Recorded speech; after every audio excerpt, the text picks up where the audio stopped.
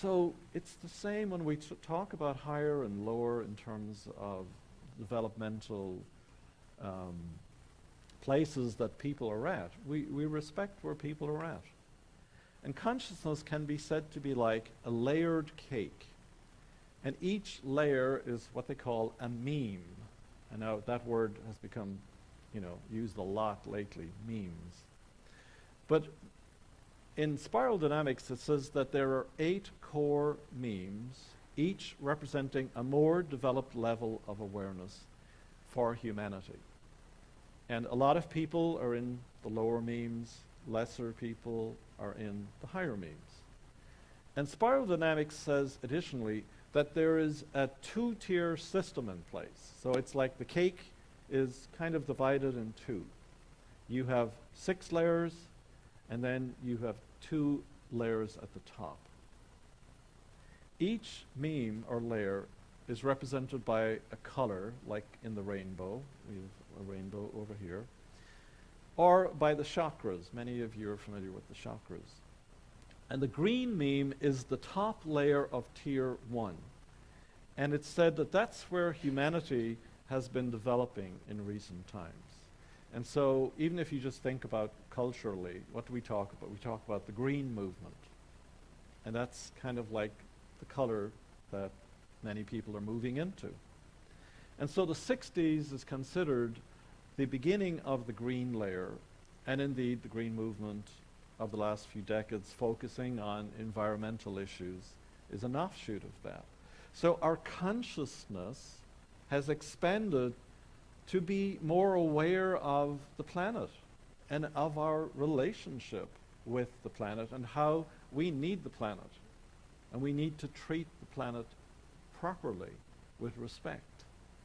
So our consciousness has changed in that regard. There is a huge leap required to move from first tier thinking, those 6 layers, to the second layer thinking. And of course, the big question is, what is it that moves us out of that first tier thinking to the second tier? How do we do that?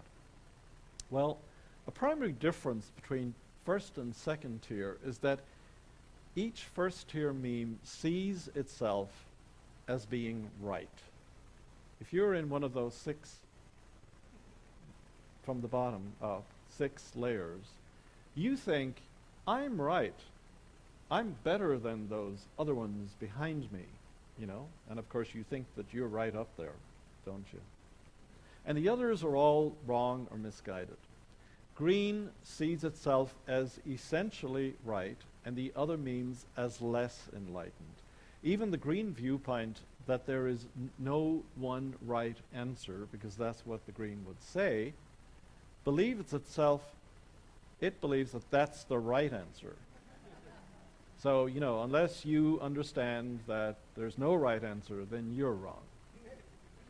So second tier thinking sees every perspective, on the other hand, as simply a perspective, and it has no judgment around that. So if we want to think about then the big difference that we are trying to move toward is this idea of, okay, that's their opinion, that's their perspective, I have mine. I don't need to go on a holy war against these people. And we can see how crucial that is, can't we, in the war when it comes to religion and when it comes to politics. We are still nowhere near having that second tier perspective. And so the story in the book that he uses is a story that we're all familiar with, and now we're utilizing it today in terms of thinking about consciousness. And it's the story of it's a Hindu story of the elephant and the 3 blind men. And so the first blind man goes up and he feels the elephant's trunk, and he thinks that, it's a rope. That's what I'm dealing with here, it's a rope. And the other blind man goes to the side and he's feeling around the side of the elephant and he thinks it's a wall. And the third goes and he puts his hands on the elephant's leg and he thinks it's a tree. And so all 3 blind men have their perspective, their experience of what the elephant is. And so when they come then together to share about it, they can't agree. Each has its own experience, and so the other two are wrong. What's required here is a coming together with more of a listening, isn't it? A more of an openness, and being able to set aside your own perspective and to consider the other's perspectives equally. Well, what if mine is right, but what if their perspective also has a truth that it's trying to share with us? Maybe we can put all of those together and we'll come up with the truth. Abraham Maslow additionally identifies tiers of human needs. And he names the first type of needs as deficiency needs, and the second type as being needs, in terms of your beingness. And of course, a deficiency needs arises because we have a perception of an emptiness or a deficiency. Something is lacking in my life, and I have need of this. For instance, I feel like I'm lacking love, so I need someone in my life to fulfill that need for me. That's a deficiency need. On the other hand, a being need is coming from the fullness of yourself. You're in touch with your potential, your power, your creativity. And it isn't about needing something, it's about expressing something. And I think that these two things, our deficiency needs and our being needs, are really at the heart of the matter when it comes to having the ability to jump from first tier to second tier. And I'm going to come back to this at the end.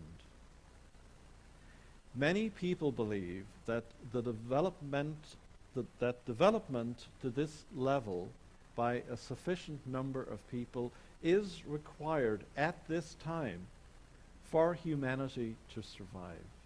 We have got to move out of deficiency needs or deficiency thinking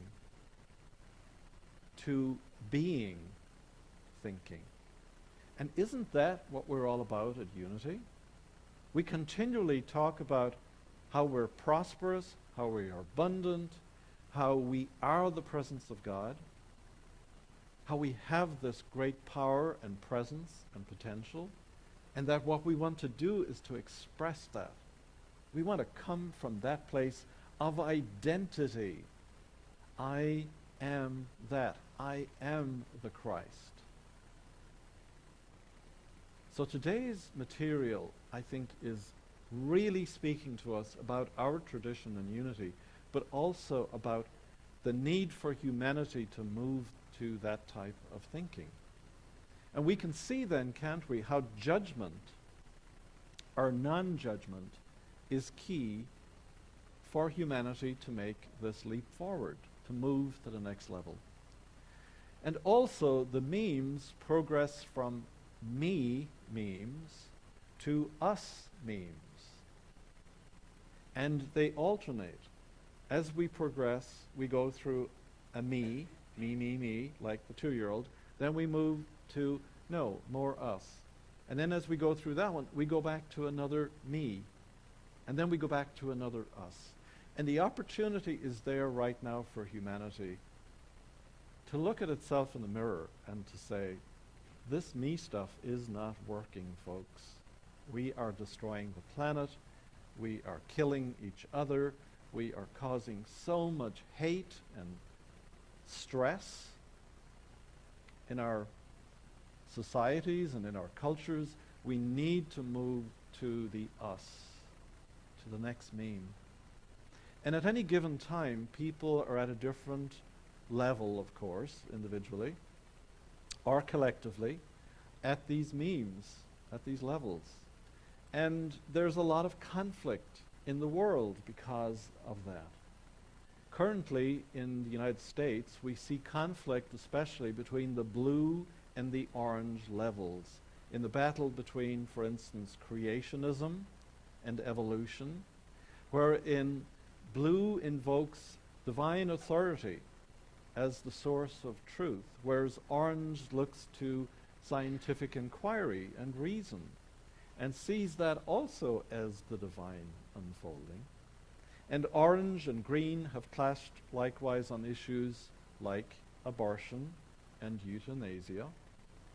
The blue meme sees these as moral infractions and they're sinful, whereas orange see these as issues to be the right of the individual to have a choice about their lives and their decisions.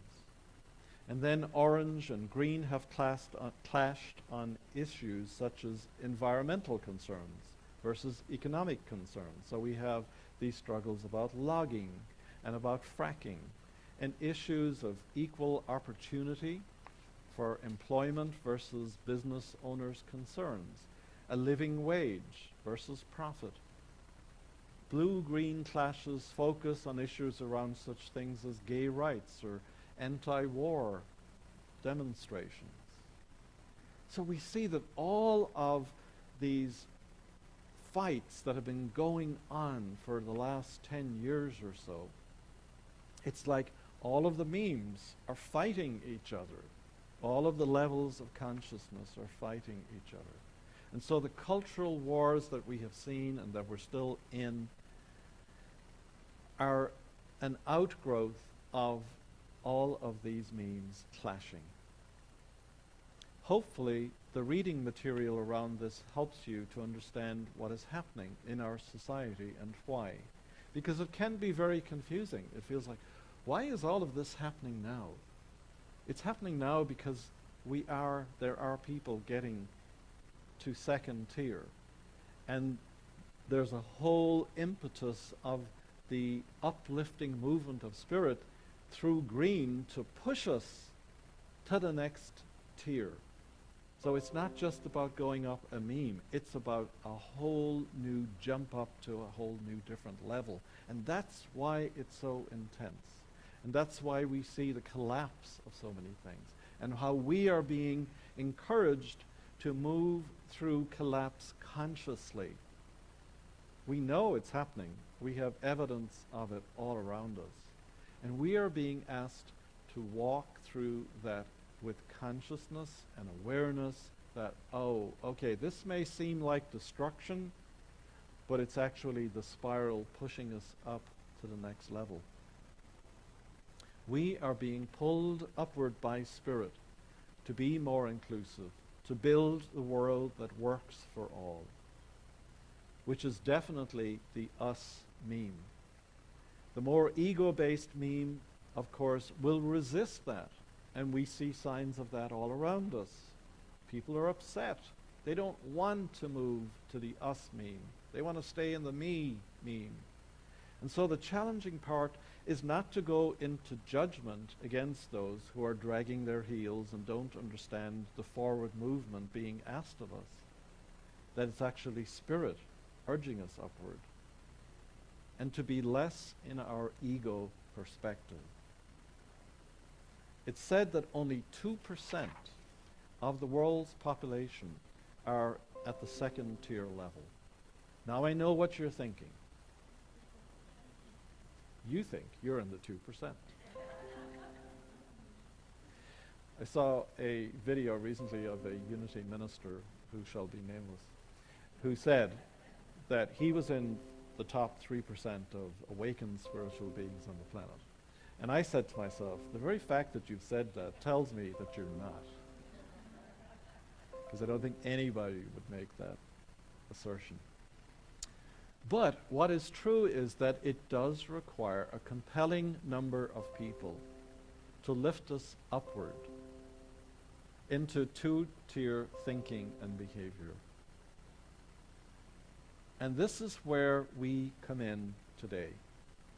We are the ones who are needed right now to dedicate ourselves to raising the bar, so to speak. But remember that it isn't a solitary path on our own. The spirit of the universe that created the universe, that knows where the universe is heading to and where humanity is evolving towards, is lifting and assisting and directing and pointing the way. We used to call this grace. And so, even this comes back to that huge theological question from the Middle Ages. How does salvation come about? Through effort, through will, or through grace? Well, here we are. Isn't it the same question? How do we evolve? Are we doing it all on our own?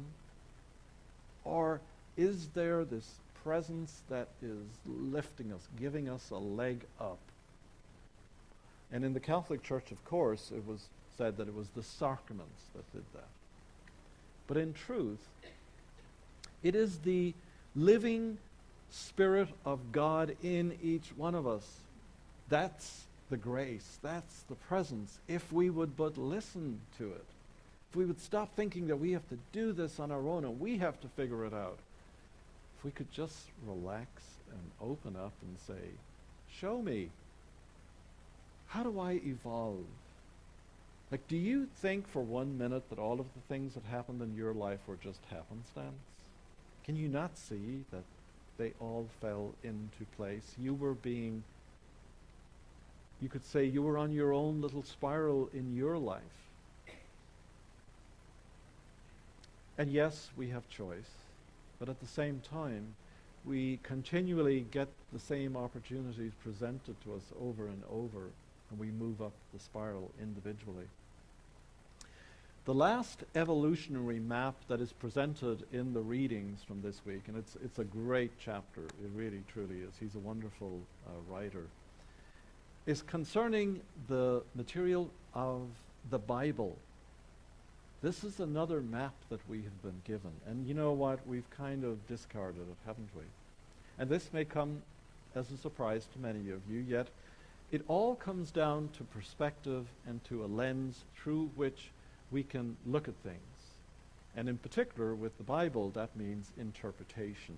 How do you interpret the Bible? And the founders of Unity, Charles and Myrtle Fillmore, starting back in 1889, used the Bible as a metaphorical framework for studying the growth and evolution of consciousness. They saw this. They could see where it had come from and where it was going, and so they wrote about it. Rather than reading the Bible literally, they studied it as history and allegory and interpreted it as a metaphysical representation of humankind's evolution towards spiritual awakening to the Christ consciousness that is within us all. Metaphysical interpretation is a perspective wherein every character, every place and object and action is representative of some aspect of our personal and collective consciousness as it is unfolding and developing. And so biblical stories are showing us the developmental process unfolding within individuals and groups. And so using the spiral dynamic outline and using its means, we can see that the Bible as a map of unfolding development of awareness and consciousness. The journey is from subconsciousness, the past, to consciousness in the present, to superconsciousness, which is our future potential, yet to be embodied in our Christed selves. And it can be said then that the Bible contains a map both of our past and a blueprint for our futures. If we go back to the Old Testament, we see the character of Abraham. Abraham is all about a meme, that there's a purpose to life, that he has been picked out, that he will be the father of generations, the father of faith. There's a new story being written here, and he's representative of that. And of course, it's our story too. And Moses comes along, and he's the law, the man all about the law and the 10 Commandments and the lawgiver. And so we see another meme and another level of development where, yeah, you can have laws and you can follow them, and that will kind of help you along, but it's not going to get you ultimately to the promised land. And then, of course, we have the Old Testament, and then we move into the New Testament. What's that? It's a leap. It's the first tier moving into second tier. And now we have this guy, Jesus. Actually, first of all, we have John the Baptist, who represents human thinking. It kind of represents how far we can go on our own. You know, John the Baptist, he had some great ideas, and he kind of knew what was needed, but he couldn't quite get there himself. But he kind of showed it, another level of development, a ceiling, if you will. He couldn't get to where Jesus got to. And so then, of course, we have Jesus, who comes along, who is the one who says, I am the way, the truth, and the life. It's in me. It's in you. You can do this, folks. Do it. And he set that energy out into the planet, and it's been at work since. It's very interesting to me, and I was just thinking about this yesterday, that at the very beginning in Genesis chapter 1, there's creation, and God rests. It's complete. The alpha point is done, and it's complete. And then we go to the very last book in the Bible that was written 1,800 years later by a completely different person, and it presents this image of the New Jerusalem, where heaven and earth are one, and it's complete. So we have completeness at the beginning, we have completeness at the end, and in between is this journey that we're all on, where we think it's about separation, we've no idea where we're going, what's happening, I don't understand. And it's been laid out for us there that with grace, we don't have to worry. We will get from alpha to omega, and in fact, it's the same point. It's the complete point.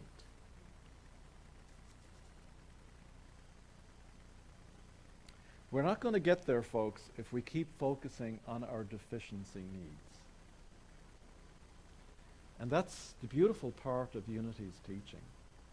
It tells us to stop thinking all the negative stuff about ourselves, and instead to open ourselves to have an experience of the whole, complete, and perfect being that we already are. Just relax. Take a breath. You can feel into it. That's the salvation of the world.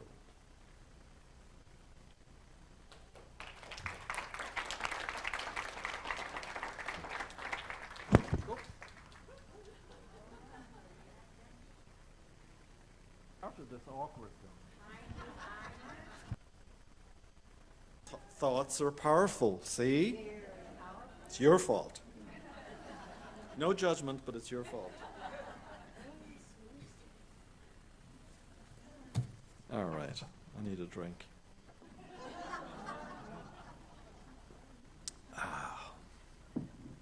Lemon ice cake tea.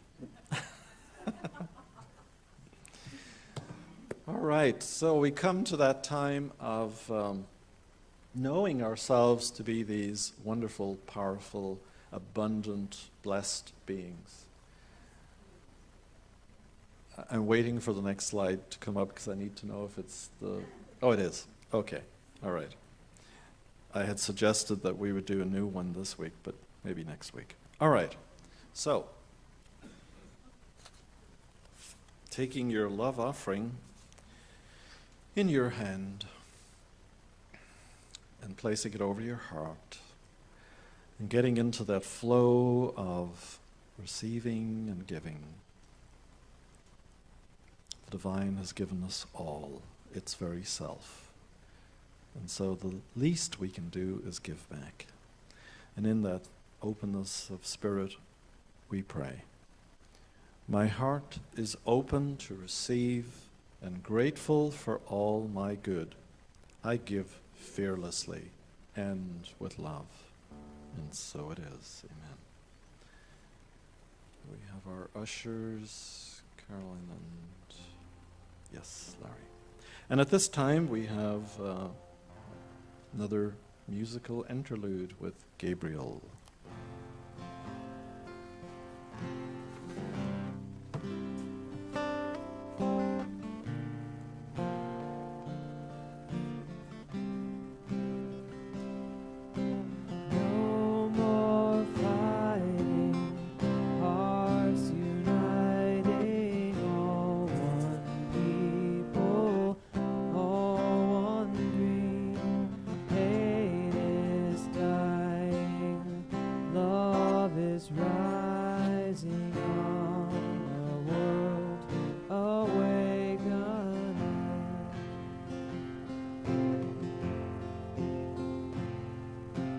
Children of one God, one planet, let the earth and heaven sing. Join the angels' joyous strains, all for a world awakening.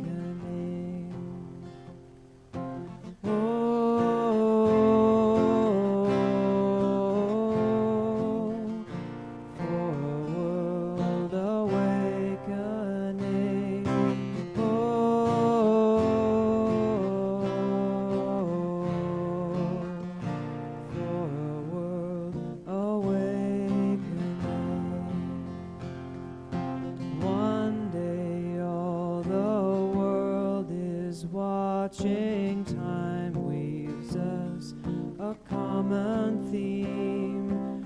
Peace, our anthem, all are welcome to a world awakening.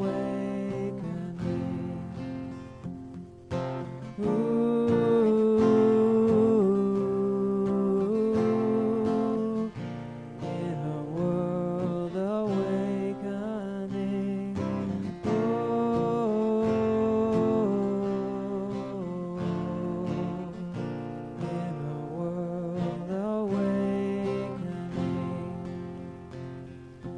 New ideas and new beginnings, that's what each tomorrow brings. Freely giving, we are living in a world awakening.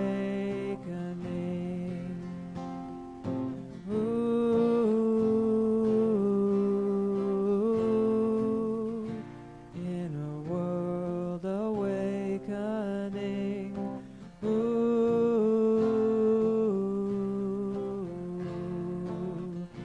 In a world awakening.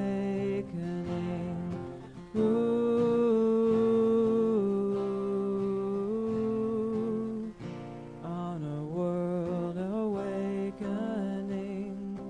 Hate is dying, love is rising. On a world awakening.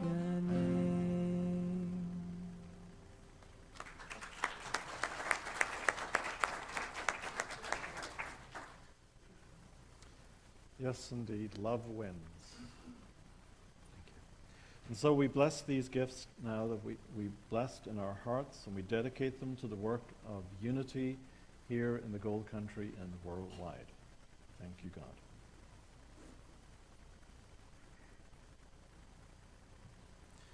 And our announcements, and I may need your help. Yes, can you sing Happy Birthday? Yeah. So we haven't done this in, 3 years or something? So finally, all of you who have had birthdays, come on down. In October. No, in October, sorry. Not, yeah, you can just stay where you are if we're going to do that. All right. Here comes the birthday girls and boys. Dennis has his birthday tomorrow. Claire had her birthday on the 10th. I don't know about the others. 27th. And when is your birthday? 17th. Okay. And who else down here is holding out? Come on, Peter, get up here. Point them out. Shame them. Get them up here. We want to celebrate you. Yes, Tracy. We want to celebrate you because you are the world awakening. Did you get that in the song? You are the world awakening. All right, take it away. Happy birthday to you. Happy birthday to you. Happy Birthday, happy birthday. Happy birthday to you. God is blessing you now. God is blessing you now. God is blessing you now. God is Blessing you, you are wonderful. God is blessing you now. Woohoo! All right, thank you very much. Where's the cake? It's back there. All right, so we'll start celebrating all of our birthdays from now on every month like we used to. Okay, volunteering. Another way of being a part of the second tier of service. So Carly Towsley, our volunteer coordinator, is asking for some help with ushering, greeting, and kitchen. So if you would like to sign up, Carly, there you are. There's our amazing volunteer coordinator. Okay, we are, pardon? Oh, for sound. That's right, because Darrell is now, winter hits, Darrell is, I can't see it. Oh, okay, that's not till when? The second? Okay, well, we have other things that we need to highlight. So we have our fall silent auction, which will be coming up on November 20th. If you have some services or beautiful items that you would like to donate, we're asking that the minimum value be $50, and then we will have that as the minimum price. And then people can vote back here. You can see they're starting to show up, and also online. So, and that will happen until November 20th. We do have our 7-week fall program groups, and Yvonne Reed's group is still open if anybody would like to join her at her house. And again, if you'd like to receive the weekly e-bulletin, please sign up at the back. Christy is saying that the Healing Clinic is on the second Sunday in November, so you can, I guess, sign up back there as well. And very importantly, there is caramel corn in the bookstore. There's like 6 bags maybe, so. Oh, and lots of other neat stuff, but you can't eat them. But the caramel corn, we know that that's our biggest seller. If we could have that all the time, we'd be raking it in. All right, so, here we go. Thank you to all those who made this morning happen, to Kathy Lee Knight, my awkward platform assistant, to Gabriel, our musician, to Jay and Clara Palmerino greeters, to Carolyn and Larry ushers, to Christy Stevens, who is our chaplain today. So if you want personal prayer in the small chapel, she will be available right after this. For hospitality, Bonnie Hatt and Lita Stone. For Darrell up there in the booth, along with Kelly and Craig and Leslie, and Patricia Leviton in the bookstore, and our beautiful altar by Lita Spoto. See, it takes a village, so.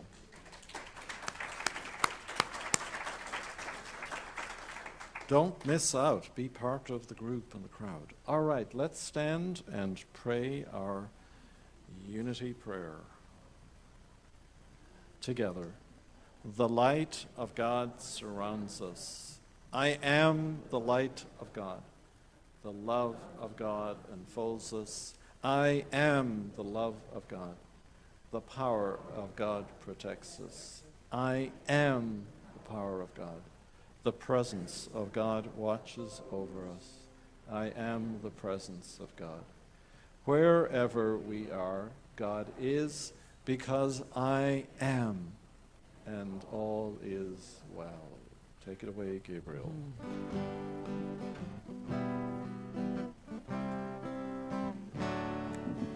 Peace in my life is growing because I choose love.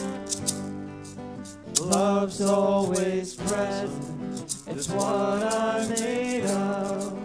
I choose love.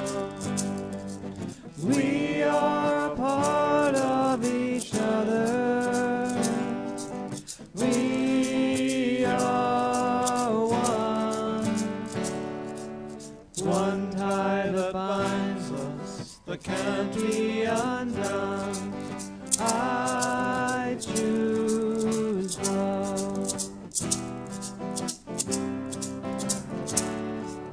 peace in my family Is growing because I choose love.